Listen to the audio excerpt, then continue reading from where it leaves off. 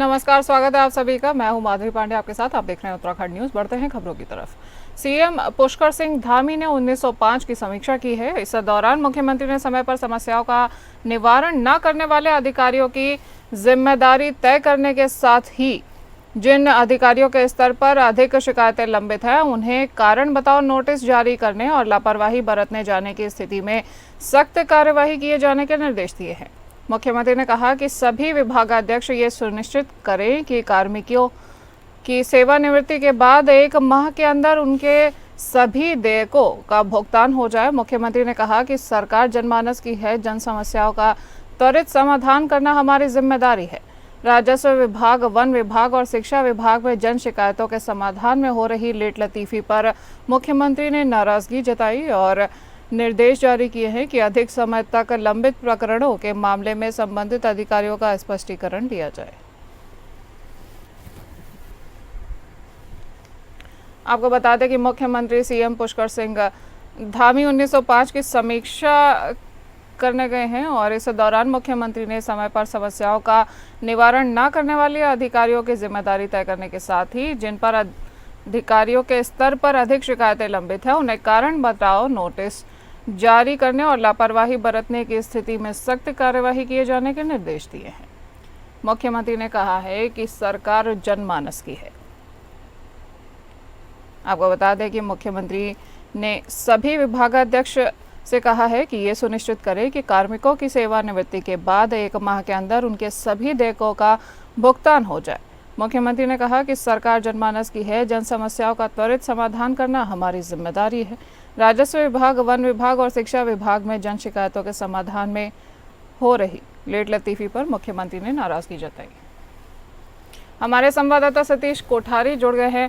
सतीश, अब सीएम धामी ने 1905 हेल्पलाइन की समीक्षा की है, तो इसमें क्या निकल के आया है सामने?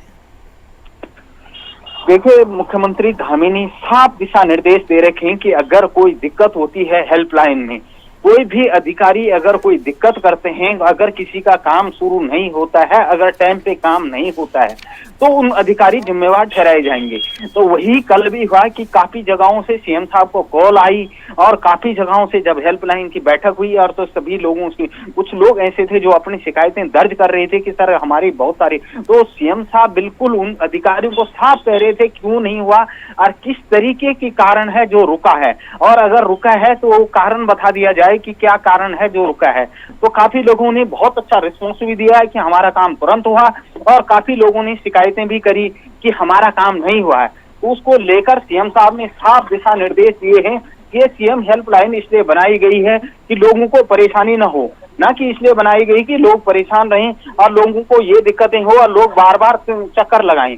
तो इसलिए जो है ये सीएम हेल्पलाइन में जो कल बैठक हुई, समीक्षा बैठक हुई, उसको लेकर काफी जो है लोगों की तारीफें भी रही और काफी शिकायतें भी रही। तो लेकिन उसी समय सीएम साहब के साथ सभी अधिकारी जो है ऑनलाइन बैठक में थे और ऑनलाइन बैठक में जो अधिकारी जिस तरीके की बात कर रहा था उसको साफ ये कहा जा रहा था कि भाई ये क्यों नहीं हुआ और क्यों न होने का कारण क्या है, और कारण है तो वो बताना चाहिए था कि ना कि इस तरीके की लापरवाही होनी चाहिए। आइंदा इस तरीके की अगर कोई लापरवाही देखने को मिलती है तो तुम जिम्मेवार होंगे। तो साफ तौर पर यह है कि सीएम हेल्पलाइन जो है बिल्कुल सक्रिय रहती है और हर महीने 2 महीने में सीएम हेल्पलाइन की जो है समीक्षा बैठक की जाती है और उसको लेकर सीएम साहब बहुत सजग है। जी सतीश, तमाम जानकारी दर्शकों तक पहुंचाने के लिए धन्यवाद।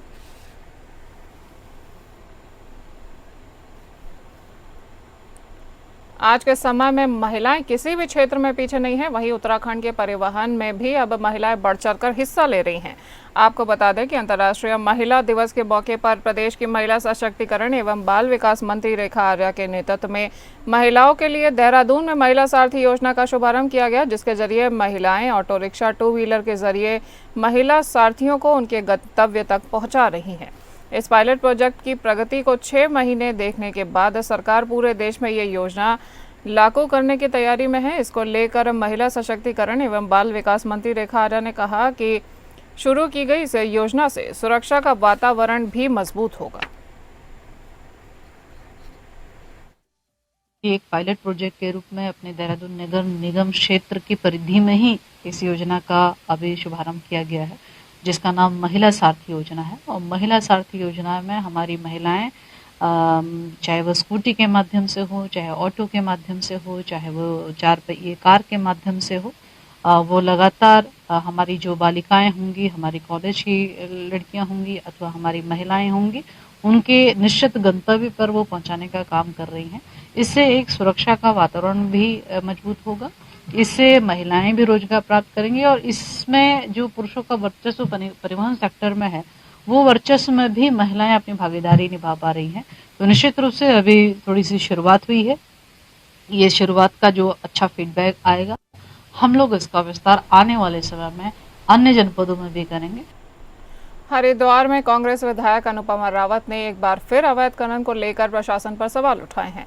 उन्होंने कहा कि सरकार ने दूसरे राज्यों के खनन माफियाओं को जिले के संसाधनों को सौंप दिया है। निजी कंपनियों ने यह अपनी खनन चौकियां स्थापित कर ली है। वहीं अवैध खनन के वाहनों से अक्सर दुर्घटनाएं भी सामने आ रही हैं।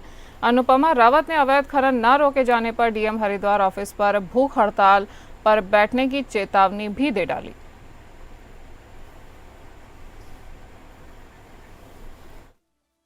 बताएं, बाहर के राज्यों के लोग आ रहे हैं और मैंने खुद अपने आंखों से देखे कि हथियारबंद लोग थे, हथियारबंद लोग गाड़ियों में आ रहे, बाहर की HR UP नंबर की गाड़ियां। आपने देखा होगा भोगपुर में अभी कुछ समय पहले एक मास्टर और 2 छोटे बच्चे जो स्कूल को जा रहे थे, उनको मौत के घाट वो उतर गए, उनके ऊपर पूरा एक बड़ा ट्रैक्टर ट्रॉली जो है गिर गई, बाहर राज्य की थी।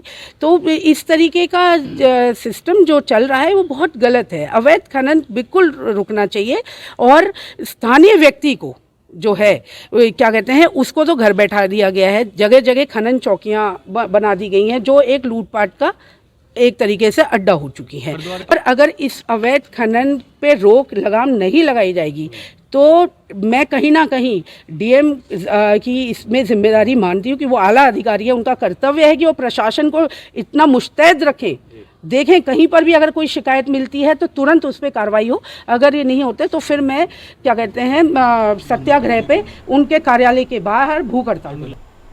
कैबिनेट मंत्री प्रेमचंद अग्रवाल के इस्तीफे के बाद अब कांग्रेस नैतिकता के आधार पर प्रदेश अध्यक्ष बीजेपी का इस्तीफा मांग रही है। आपको बता दें कि ऐसे में बीजेपी प्रवक्ता ने कांग्रेस को याद दिलाते हुए पलटवार किया कि नैतिकता का पाठ पढ़ने वाली कांग्रेस शायद भूल रही है कि जब उत्तराखंड आंदोलन हुआ था तो आंदोलनकारियों पर बर्बरता हुई थी, तब कांग्रेस की नैतिकता कहां चली गई थी।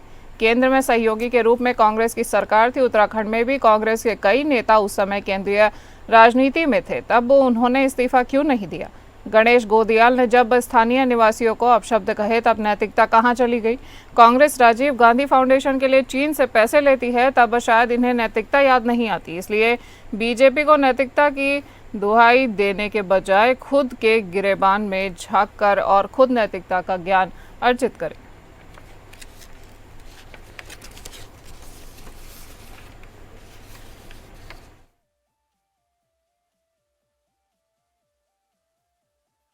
उत्तराखंड के आंदोलनकारियों पर जो लाठीचार्ज हुआ, तो बर्बरता हुई, उस पर नैतिकता नहीं दिखाई, केंद्र में अपना समर्थन देते रहे। तो ये नैतिकता का पाठ और इस प्रकार की बातें कांग्रेस न सिखाए। कांग्रेस को उत्तराखंड की जनता ने जवाब दिया है, आईना दिखाया है। आने वाले समय में कांग्रेस का जो हश्र आप इस समय देख रहे हैं, इससे भी बुरा होने वाला। उत्तराखंड में वक्फ बोर्ड की कई जमीनों पर अवैध कब्जे हुए हैं और उत्तराखंड वक्फ बोर्ड अध्यक्ष शादाब शम्स ने बताया कि वक्फ बोर्ड 2022 विनियम नोटिफिकेशन पर संस्तुति हो गई है और जल्द ही इस महीने की आखिर तक ट्रिब्यूनल का गठन हो जाएगा। इसके बाद उत्तराखंड में मौजूद उत्तराखंड वक्फ बोर्ड की संपत्तियों के कब्जे पर सख्त कार्यवाही शुरू कर दी जाएगी। उत्तराखंड वक्फ बोर्ड के अध्यक्ष शादाब शम्स ने बताया कि वक्फ अमेंडमेंट एक्ट लाया जा रहा है ताकि गरीबों को गरीबों का हक दिलाया जा सके। उन्होंने कहा कि आज वक्फ की संपत्तियों पर गरीब नहीं बल्कि अमीर कब्जे गड़ाए बैठे हैं। उन्होंने कहा कि कांग्रेस को शासन करने को मिले 75 साल, लेकिन उनके द्वारा वक्फ में कोई सुधार नहीं किया गया। उन्होंने उत्तराखंड की वक्फ संपत्तियों पर बैठे कब्जाधारियों के बारे में जानकारी देते हुए बताया कि कलियर में कांग्रेस के बड़े नेता वक्फ की संपत्ति पर अतिक्रमण करके बैठे हैं। इसके अलावा 100 बीघा देहरादून के भगत सिंह कॉलोनी, आज़ाद कॉलोनी के अलावा 17 बीघा नंदा की चौकी मुस्लिम कॉलोनी सहित पूरे प्रदेश भर में तकरीबन हजारों हेक्टेयर वक्फ बोर्ड की भूमि पर अवैध कब्जे किए गए हैं, जिस पर अगले महीने से कार्यवाही शुरू कर दी जाएगी। आपको बता दें कि उत्तराखंड के वक्फ बोर्ड की हजारों हेक्टेयर भूमि अवैध कब्जों में है, जिस पर कार्यवाही को लेकर अब जल्द ही ट्रिब्यूनल का गठन किया जा रहा है और इसके बाद कई नियम सख्त हो सकते हैं। उत्तराखंड वक्फ बोर्ड शादाब शम्स, जो कि उत्तराखंड वक्फ बोर्ड के अध्यक्ष हैं, उन्होंने बताया कि वक्फ बोर्ड 2022 विनियम नोटिफिकेशन पर संस्तुति हो गई है और जल्द ही इस महीने की आखिर तक ट्रिब्यूनल का गठन हो सकता है। इसके बाद उत्तराखंड में मौजूद उत्तराखंड वक्फ बोर्ड की संपत्तियों के कब्जे पर सख्त कार्यवाही शुरू कर दी जाएगी।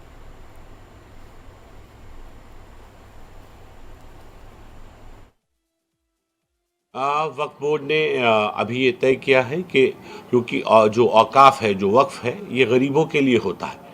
अमीरों से लो और गरीबों को बांटो। जिस तरह से सरकारें काम करती हैं कि अमीरों से इनकम टैक्स लिया जाता है और गरीबों में फिर स्कीम्स बना के उसको गरीबों को मदद दी जाती है, उसी प्रकार वक्फ बोर्ड का काम है कि वक्फ बोर्ड जो वक्फ की संपत्तियां हैं उनके ऊपर जो लोग हैं उनसे जो किराया वसूलता है या जो उसके पास आमदनी आती है, उस पैसे को वो जो यतीम बच्चे होते हैं, जो गरीब होते हैं, जो मिस्कीन होते हैं, उनकी मदद करे।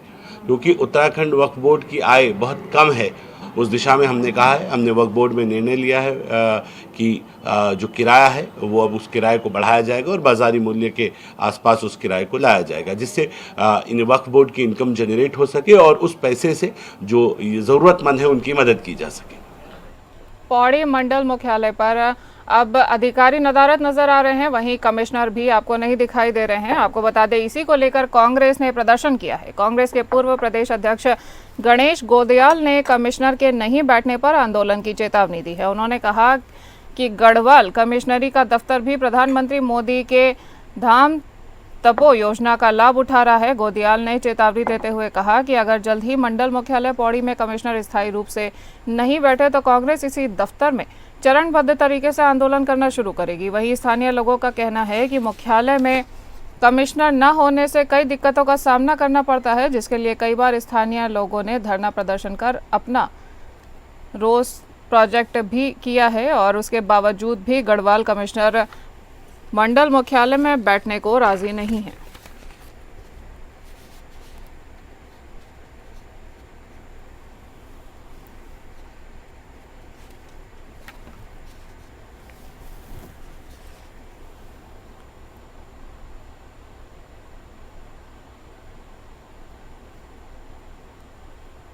राजधानी देहरादून में नगर निगम बोर्ड के गठन को लेकर के अब बैठक हुई है। आपको बता दें, जिसमें डोईवाला के विधायक ब्रजभूषण गैरोला भी मौजूद रहे। इस दौरान देहरादून के तमाम 100 वार्डों के पार्षदों ने अपने अपने प्रस्ताव रखे। वहीं इस बीच देहरादून के मेयर सौरभ थपलियाल ने कहा कि अभी तक कुल बोर्ड बैठक में 31 प्रस्ताव आए हैं, जिनमें कई प्रस्तावों को पारित कर दिया गया है। साथ ही उन्होंने कहा कि धारा 91 के अंतर्गत जो प्रस्ताव आए हैं उन्हें भी हमने स्वीकार किया है और ज़्यादातर प्रस्ताव निर्माण, सफाई व्यवस्था और सफाई कर्मियों की संख्या बढ़ाने से संबंधित है, जिन पर विचार किया जा रहा है और जल्द ही हम कूड़ा उठान की गाड़ियों की संख्या भी बढ़ाएंगे। ये कल बोर्ड की प्रथम बैठक थी हमारी, जो कि काफ़ी लंबी चली है, 10 घंटे के आसपास, और इसमें कई अहम बातों पर चर्चा हुई है, विकास कार्यों को लेके। साथ ही जो पूरे शहर में जो हमने एक संकल्प भी लिया था चुनाव से पहले कि हम पूरे शहर को सुरक्षित बनाने का काम करेंगे और जो हमारी कुछ हम जिसमें महिलाएं हमारी सुरक्षित महसूस करें, हमारे जो नौनियाल हैं वो सुरक्षित महसूस करें, उसके लिए CCTV कैमरे हम सारे वार्डों में लगाने जा रहे हैं। साथ ही जो अतिक्रमण हो रहा है, सड़कों में जाम की समस्या रहती है, तो उसके लिए जो जिम्मेदार हैं ऐसे लोगों को उनको अतिक्रमण हटाने के लिए हमने जेब्रा जो फोर्स है हमारी उसको हम लेके आ रहे हैं और जोनल स्तर पर उस पर कार्रवाई करेंगे। आपको बता दें कि चक्राता क्षेत्र में वन पंचायत का कॉन्क्लेव शुरू हो गया है। इसमें कई मुद्दों को लेकर चर्चा की जाएंगी। DM देहरादून का कहना है कि वन पंचायत को आर्थिक तौर पर मजबूत बनाने के नजरिए से भी काम किया जा रहा है। सबसे खास बात है कि पहली बार वन पंचायत की बैठक होने जा रही है, जिसमें डीएम के अलावा कई विभागों के अधिकारी भी मौजूद रहेंगे। उनका कहना है कि वन पंचायत को ये भी बताया जाएगा कि किस तरह से जंगल में लगने वाली आग की घटनाओं पर काबू पाने में उनकी भूमिका कैसी हो सकती है। साथ में इस बात पर भी फोकस किया जाएगा कि वन पंचायत को और कैसे सशक्त किया जा सकता है। डीएम के मुताबिक इस बैठक में कई अन्य मुद्दों पर भी चर्चाएं होंगी। देखिए, वन पंचायतें एक डिसेंट्रलाइज्ड डेमोक्रेटिक फ्रेमवर्क का एक अहम अंग है, जो अभी तक सक्रिय नहीं हो पाया था हमारे ज़िले में। इनका पुनर्गठन करवाकर, निर्वाचन करवाकर हमने अपनी 200 वन पंचायतों को सक्रिय किया है। और ये वन अग्नि रोकथाम में इसलिए सक्सेसफुल होते हैं क्योंकि ये वहीं के लोकल्स होते हैं और इनका जो होल्ड है अपने एरिया पे, उसकी फिजियोग्राफी पे, जोग्राफिकल कंडीशंस पे इनसे बेहतर कोई नहीं जानता। तो इनको ट्रेन करना, सेंसिटाइज करना, एम्पावर करना और इनको वित्तीय संसाधन भी देना, ये ज़िला प्रशासन का दायित्व था। ऑनरेबल सीएम के भी इसमें निर्देश थे कि वन अग्नि रोकथाम के लिए हर संभव उपाय करना है। इसी दिशा में वन पंचायतों का महाधिवेशन कल प्रस्तावित है चक्राता में। बागेश्वर नगर क्षेत्र में सरयू नदी के ऊपर बने पुल को खुलवाने की मांग तेज हो चुकी है। आपको बता दें कि नगर व्यापार मंडल बागेश्वर के पदाधिकारियों ने संयुक्त रूप से जिलाधिकारी बागेश्वर आशीष भटगई को ज्ञापन दिया है। बागेश्वर प्रशासन द्वारा सरयू नदी पर बने पुलों को मरम्मत के नाम पर लंबे समय से बंद रखा हुआ है और मरम्मत का काम भी महीनों से बंद पड़ा हुआ है। सरयू नदी पर ऊपर बने पुलों से आवाजाही बंद होने से दुग बाजार और चौक बाजार के व्यापारियों का व्यापार काफी प्रभावित हो रहा है।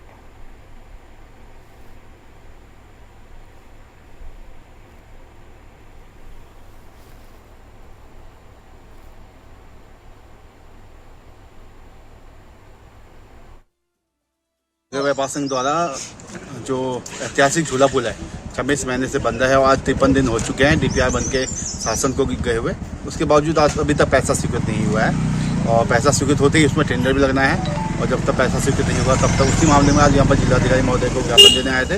उन्होंने आश्वस्त किया है कि 72 घंटे तक शायद उम्मीद है कि यहाँ पर पैसा स्वीकृत होकर शायद प्रशासन द्वारा आ जाएगा और माननीय विधायक जी द्वारा भी शायद आश्वासन दिया गया है। हमारे SSHO जी द्वारा बात हुई थी, की गई थी उनके द्वारा। और पानी का बिल जो लगातार 7 से लेके 11,000 तक प्रत्येक महीना छोटे व्यापारी जो हैं, होटल वाले और मिठाई वालों का जो आ रहा है, उसके खिलाफ आज यहाँ पर हमने ज्ञापन दिया है। और डीएम साहब ने उसमें भी आश्वासन दिया है कि जो बिल पुराने तरीके से आता था 2 महीने पहले, वैसे ही बिल आएगा और इसका संशोधन करके बिलों को सही किया जाएगा। इसी मामले को लेकर हमने यहाँ पर ज्ञापन दिया है। अगर ये मामले दोनों नहीं सुलझते हैं तो जल्द ही व्यापार संघ इसमें ठोस कार्रवाई करते हुए उग्र आंदोलन करने के लिए बाध्य होगी और माननीय जिलाधिकारी महोदय के ही कार्यालय में हो सकता है अगले हफ्ते सोमवार से हम यहाँ पर अनशन करने के लिए, अनिश्चितकालीन अनशन के लिए बैठेंगे। पौड़ी में विकास एवं पलायन निवारण संस्था की बैठक की गई है। आपको बता दें कि इस बैठक के दौरान उत्तराखंड में रिवर्स माइग्रेशन पर जोर दिया गया है। जो लोग रिवर्स माइग्रेशन कर रहे हैं उन्हें सरकार की योजना से लाभान्वित किया जाएगा। उत्तराखंड के 100 गांव जो पलायन से मुक्त हैं एक मॉडल गांव के रूप में विकसित किए जाएंगे, जिसमें आयोग और सरकार मिलकर काम करेंगे। इसके साथ ही आने वाले वित्तीय वर्ष में किन कार्यों को किया जाना है उस पर रूपरेखा भी तैयार की जा रही है। बताया जा रहा है कि स्थायी पलायन में आंकड़ों के अनुसार 60% कमी आई है और अस्थायी पलायन भी कम होता जा रहा है। कहा कि सरकार की जो योजना है इसका लाभ लेकर लोग पलायन न करके स्वरोजगार के क्षेत्र में कार्य कर रहे हैं।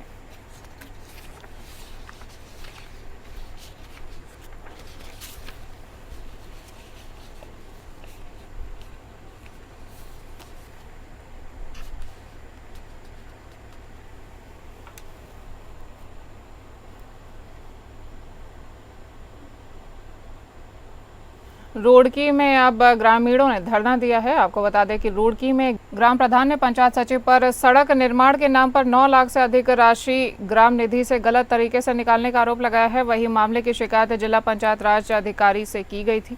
साथ ही प्रधान संगठन के बैनर तले ग्रामीणों ने ब्लॉक में धरना दे डाला है। आपको बता दें कि रुड़की ब्लॉक के ग्राम पंचायत किशनपुर जमालपुर की ग्राम प्रधान प्रवीण बानो के खिलाफ कुछ लोगों के द्वारा की गई शिकायतों के बाद उनका निलंबन किया गया था। वही मामले में सुप्रीम कोर्ट ने 7 मार्च को उनके पक्ष में फैसला सुनाया।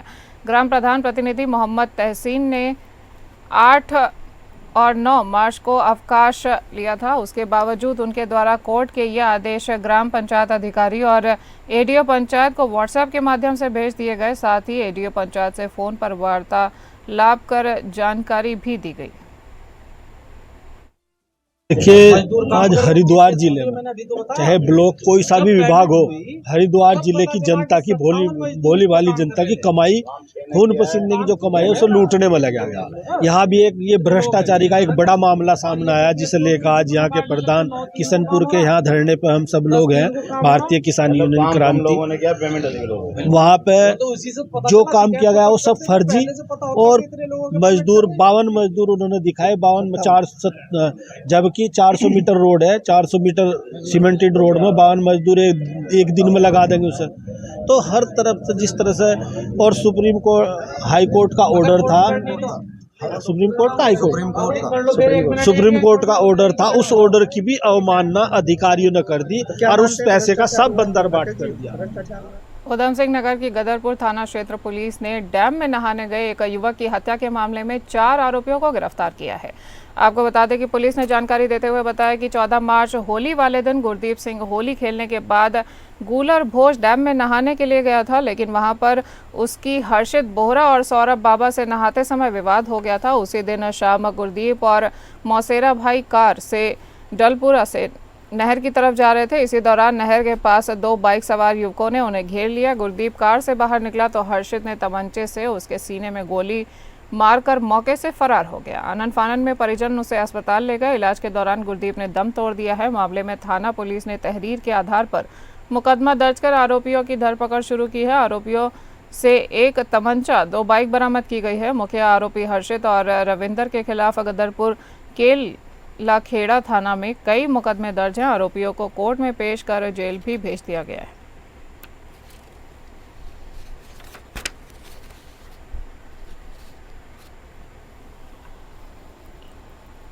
फेमस पंजाबी सिंगर और रैपर हनी सिंह हरिद्वार में भक्ति के रंग में रंगे हुए नजर आए। वो अक्सर हरिद्वार के नीलेश्वर महादेव मंदिर पहुंचकर पूजा अर्चना करते हैं। हनी सिंह अपने दोस्तों के साथ श्यामपुर क्षेत्र स्थित नीलेश्वर महादेव मंदिर पहुंचे और यहां उन्होंने विशेष पूजा अर्चना की। हनी सिंह ने मुख्यमंत्री पुष्कर सिंह धामी के निर्देश पर नशे के खिलाफ चलाए जा रहे अभियान की सराहना की है। साथ ही हरिद्वार पुलिस की नशे के खिलाफ हो रही कार्यवाही को भी सराहा है।